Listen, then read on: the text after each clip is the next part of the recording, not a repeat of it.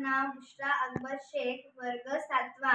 माझ्या शाळेचे नाव जिल्हा परिषद उच्च प्राथमिक केंद्र शाळा कारवाफा। कथेचे नाव आहे झाडांची मैत्री। एक मोठंच वाडं होतं। त्या वाड्यात खूप सारी झाडे होती। त्या झाडांमध्ये एक मोठं वडाचं झाड होता। त्या वडाच्या झाडाच्या गोल गोल आंब्याची झाडे होती। ती खूपच सुंदर होती, बघण्यातही आणि बोलण्यातही।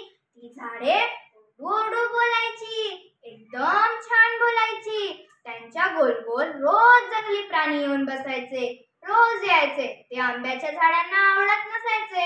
आम्ही इतके सुंदर, तर हे प्राणी आम्हाला का बरं आमची सुंदरता कमी करतात?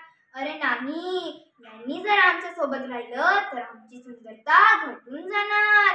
आम्ही यांना राहू देणार नाही। हे जातील तर आमची सुंदरता वाढणार। आणि ते आंब्याचे झाड जोराजोरात ओरडून त्या सगळ्या प्राण्यांना बाहेर काढलं। आणि थोड्या दिवसात शिकारी आले आणि लाकूड तोडेही आले। ते म्हणाले, अरे वा, इथं प्राणीही नाही आणि झाडही खूप सुंदर। हे झाड खूप उंच आहे, याला जर मी तोडून विकणार तर मला खूप पैसा होणार।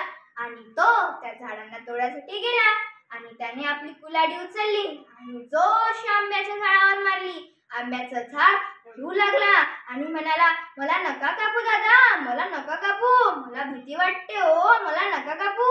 मग तो म्हणाला, तू इतका सुंदर, तर तुझे पैसे तितकेच सुंदर मिळणार ना, मी तुला कसा ठेवू? असा म्हणून तो कापू लागला। तेव्हाच वडाचं झाड म्हणाला, तुम्ही नको केल्या मैत्री, पण मी करणार। आणि आपले तो वेली हालवतो आणि म्हणतो, भूत भूत भूत, इथे भूत आहे, इथून जा, नाहीतर हा भूत तुम्हाला मारून टाकणार आणि तुम्ही मरून जाणार।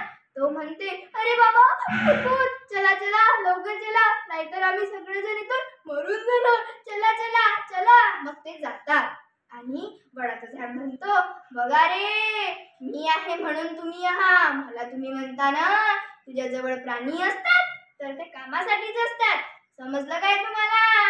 आताही नाही समजलं का? आंब्याचे झाड म्हणतात, हो दादा, आमची चुकली। जर आमच्या जवळ काही प्राणी असतात तर आम्हाला ते लाकूड तोडे कधीच कापतात नाही, कारण त्यांनाही त्या जंगली प्राण्यांचा भीती वाटतो। या कथेवरून हा तात्पर्य निघतो की कधी एकामेकाची मैत्री हीच खरी असते, कधीच एका दुसऱ्याला आपल्यासाठी कमी समजू नये।